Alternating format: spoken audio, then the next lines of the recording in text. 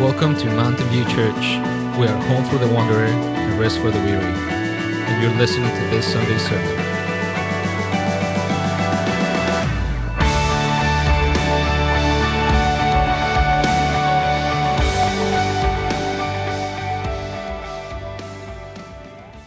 Well, I've entitled this message, Late Guests, Fantastic Steaks, and a Penetrating Dinner Conversation. Because recently, Brenda and I were invited over to have dinner with one of the stakeholders of this church. Actually, this was that meal I spoke of earlier in earlier messages where we were a little bit late, 1 hour and 45 minutes late. The meal was so good, even after sitting on the counter for 1 hour and 45 minutes, that I can't even imagine what it would have been like if we'd have been close to on time. But at that dinner conversation, with I think this stand has been drinking. It's been a little wobbly. Very gracious people. It just felt so happy that we were there that it relieved our sense of responsibility and guilt and frustration about having been so late. And we sat down and we ate and we had a great time together, but I was asked this question at this dinner conversation. At that time, I think we'd only been involved with the church about a month, but we try to be a quick study. And the host pops out this question. He says, "Okay, Pastor, you've been here a little bit. What do you think our church's greatest risk is, and what's her greatest need, given where we are right now?" And he might have been surprised, they might have been surprised, but I gave a pretty quick answer. To me, it was easy. And I said, easy answer. The greatest risk is not funding that great vision. The greatest risk is making sure that we can move forward and that we have the financial basis to move forward with a vision that actually needs to happen. And I went on to tell him, but that's pretty good news. I think you might have been surprised because you think there are several answers you would think you could give, like, well, our greatest need is we need to make sure we get a pastor to follow Pastor Todd, which will not be easy because you're following a substantial and excellent pastor. Isn't that true? Yeah. So it's got to be a pretty secure person to follow somebody that good at leading this church and had been here that long.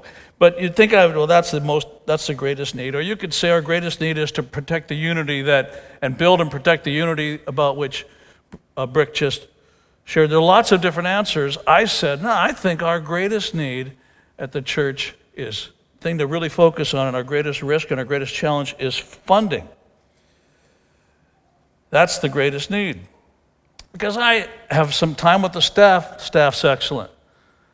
It's welcoming place. There's a great facility here. All kinds of positives that are here. You guys are tremendous. We just have to and that vision, churches sometimes have weak, sort of limpy visions, like a limp handshake. Not this one. This has got 4 points in it that absolutely must happen. It must go forward.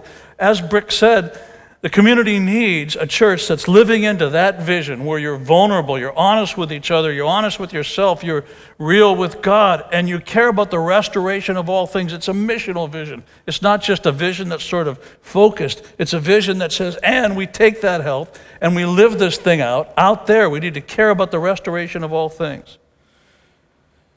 But I'm also able to answer that with some level of confidence because people are generous. And they usually get pretty excited about expressing that generosity once they find the right cause and have confidence in the leaders that are leading the charge. I spent most of my pastoral career, I'm sorry to say, this is a confession, guilt-tripping the church into doing what I now call duty giving. It's your duty. Let me tell you the Bible verses that tell you should tithe or you should give. We need to keep the lights on. We have to make sure we can pay our staff. Duty given. And then I realized, not early enough, I don't think, that people already are motivated to give. You think about it. How often do you meet somebody that when you meet them and talk with them, you think, they don't want to be generous. They don't want to give. They don't want to share of themselves. They don't want to give themselves away. People already would love to be generous in every version, every form of generosity. What people need help with is, how do I do it? How do I be what I really wish I already were? What I really long to be. People are generous. They'll give, and they love giving, and you love giving of yourselves and of your wealth.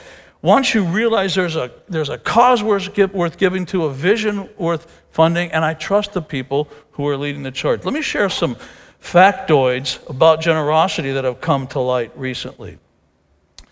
There is now, I don't know if you knew this or not, this is, I think, about 3 or 4 years ago this happened, but there's now the nation's first school of philanthropy. Did you know that? Indiana University now is the home of the Lilly Family School of Philanthropy. So you can get a bachelor's degree in philanthropy, a master's degree in philanthropy, even a doctorate, a PhD in philanthropy. Recent research now shows that human beings are actually designed for giving. It shows that, for instance, the brain is engaged during acts of generosity in the same way that pleasure centers are motivated when we give, when we're generous, whether we're giving finance or ourselves or our time, that the pleasure centers are charged up the same way they are when people are using drugs. Those parts of the brains just light up. So apparently even our bodies were created for generosity. In fact, it may be that contrary to popular economic theory, humans are predisposed not to hoard in order to survive, but to give in order to survive, in order to be fully human. If that's the case, then in these days of a widening gap between the haves and the used to haves and the never haves, hads and the never will haves, how might we recover our humanity? If we're designed for giving, if that's the natural thing, and it's already a longing that we have, how might we recover our humanity by living into the generosity that we already long to experience? Jesus said a lot about that, not a surprise. But he wasn't simply addressing the question that I tried to address for so many years as a weak-thinking pastor: how do we pay the bills? In fact, it looks kind of funny because how do you pay my salary even? It looks kind of with bad motivation. He wasn't addressing that. He was addressing something much more important than that. He was saying, here's how you live into what you were designed to be and what I know you long to be. Would you stand for the reading of God's word? If you're able, would you stand? I want to read just a short verse a few short verses that you've already heard from Matthew chapter 6, where Jesus addresses this really well-known text. He says, "Do not store up for yourselves treasures on earth, where moth and rust destroy, where thieves break in and steal, but store up for yourselves treasures in heaven, where neither moth nor rust destroy, where thieves do not break in or steal." So there's the logic of it. That makes sense. But then he says this, the heart of this. This is here's how. "For where your treasure is, there your heart will be also." And then a section of this that makes no sense at first glance. It says, "The eye is the lamp of the body, so even if your eye is clear, your whole body will be full of light. But if your eye is bad, your whole body will be full of darkness. If then the light that is in you is actually darkness, how great is the darkness? No one can serve two masters, for either he or she will hate one and love the other, or will be devoted to one and despise the other. You can't serve God and wealth or mammon or the things that you can hoard." That's what he's saying. May God add his blessing to his holy word, his fully inspired message to us. Go ahead and be seated. Thank you for standing. So in that text, Jesus is really starting with the presupposition that we are foundationally generous, and that's part of being fully human. That's what it takes to live a full life and to live a rewarding life. He recognizes that, but he also recognizes that that's quite a challenge. And he offers some help about how to be what you really long to be, how to be what we were created to be. And the first section of that comes from that portion that I said was really the heart of the matter in verse 21. Here's the first point. The challenge is to rediscover our hearts. Go out and find out where your heart actually is.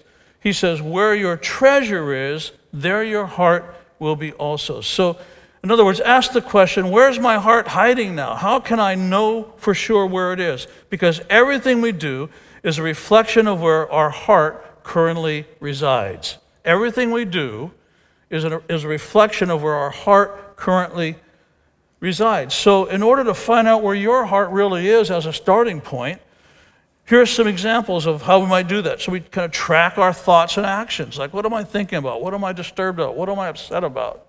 And what does that tell me about where I can find my heart, where the location of my heart is? Because our actions are a billboard advertisement for our heart. Everything is about the heart, according to Jesus. Everything we say or do somehow is a footprint of our heart and shows us the location of our true heart. So when I'm angry and man, I don't even take a second thought before I just burst out in anger. I mean, I look at that action and I say, which happens every once in a while. I look at that and I say, wait a minute, Art, where's your heart? What did that just tell you about the location of your heart? You just found your heart, and I don't like where I found it. It's a billboard for where my heart really is. And just to give you a little bit of homework, Jody gave us some homework a couple of weeks ago by throwing up some text for us to go back and look at, and I want to do the same thing here. If you look at, like, for instance, Matthew 12, you look at that text later on, go study that. Everything we say is a reflection of the heart. Matthew 13, if our hearts could see, if they could see, we would return to God. So this connection between our actions and the heart. Matthew 15, what comes out of the mouth is actually proceeding from the heart. Psalm 51, that challenge, that prayer, create in me a clean, a pure heart. And once that's done, then I'll be able to teach others. So heart is in one place, then I can act and teach. And the reminder that that's what God really desires, a pure, rightly ordered, correctly located heart. So those four texts, among others, might be a good place to go and look again. But this connection between our actions or our thoughts and the true location of our heart. If you want to return to a practice that is human at its core, to revive and foster a virtue we were designed to have, to be more fully human, go and locate our hearts. Find out where it is and be honest about where you found it. And then that obscure section. So go and find your heart, and then the challenge is to redirect it once you find it. If you find it and it's a location that you'd rather not have it reside, we redirect our hearts. How in the world do you do that? Jesus gives instruction in the same text. Because everything we do is a reflection of where our heart already is. It's also true then that everything we do has the potential to be a command to our heart to go someplace better. I find my heart and it's there and it's connected to what I do. If that's true, then I can relocate my heart by doing different things. Does that make sense? I think that's part of what Jesus is saying, because the heart, he's saying, will follow the habits.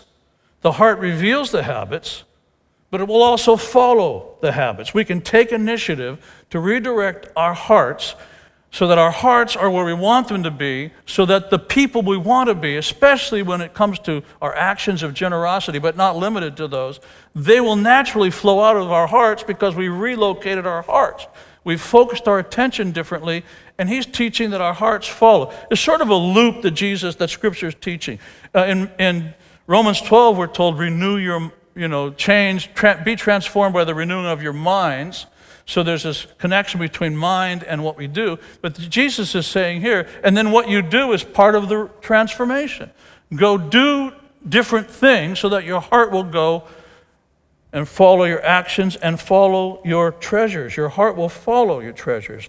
Our actions not only reveal the whereabouts of our hearts, but they also have the power to reposition them.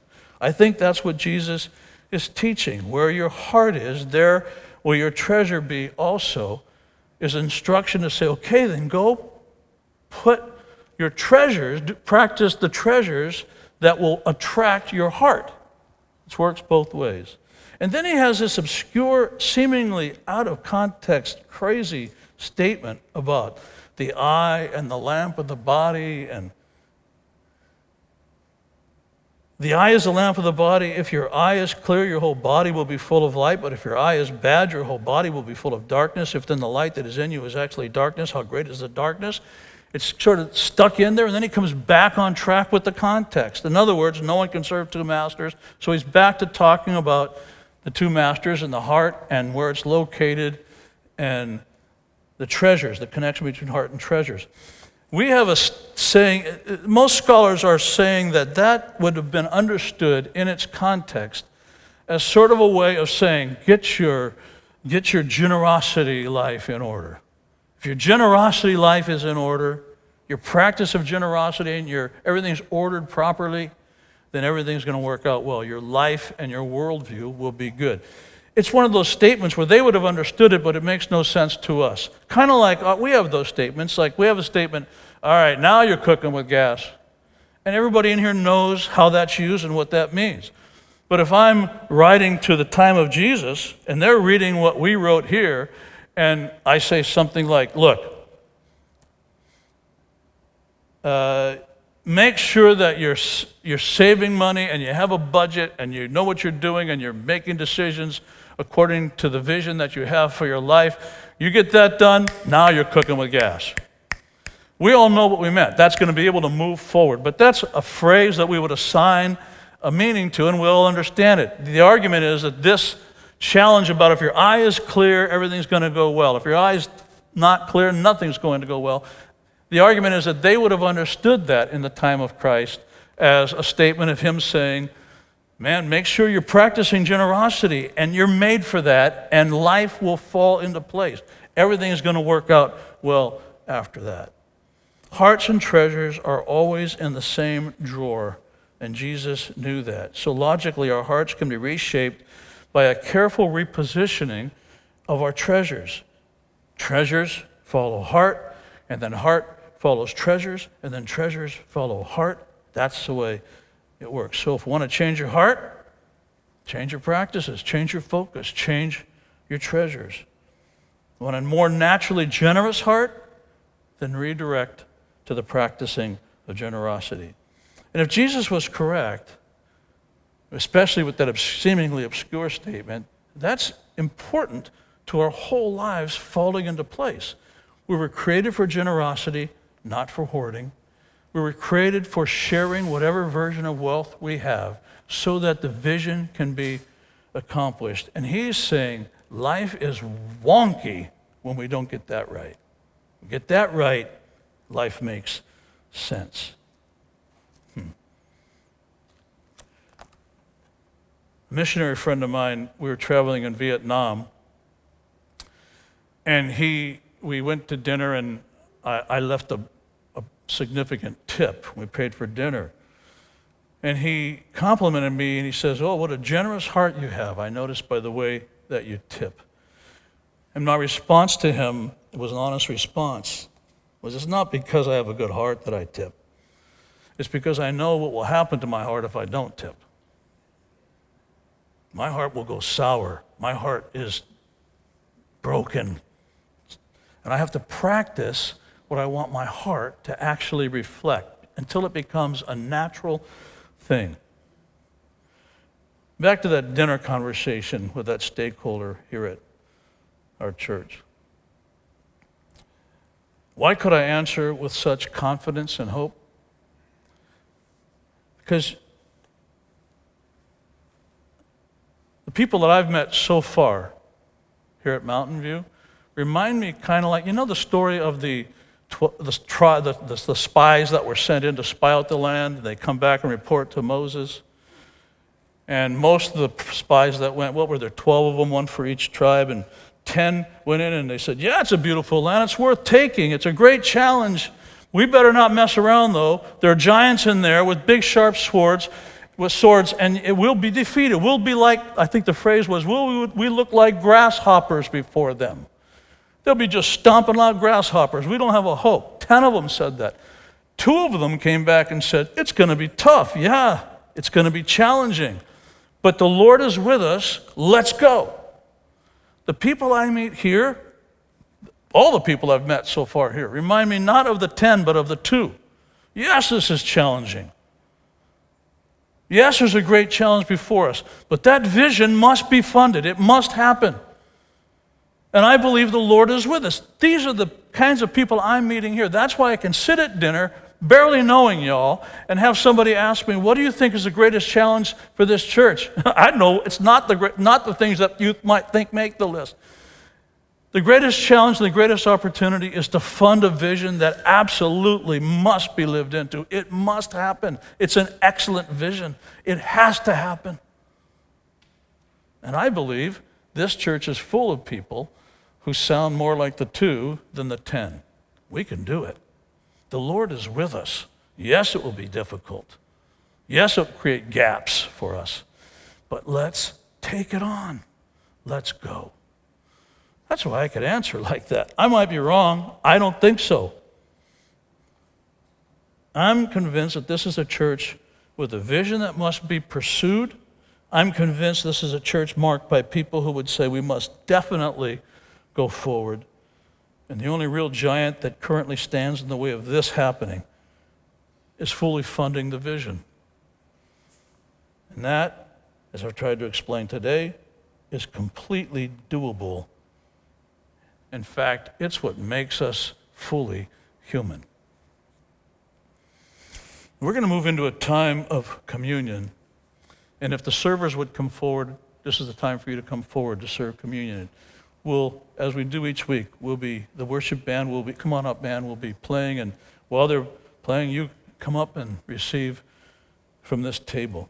But this is a table that really reminds us of and connects us with the ultimate act of generosity.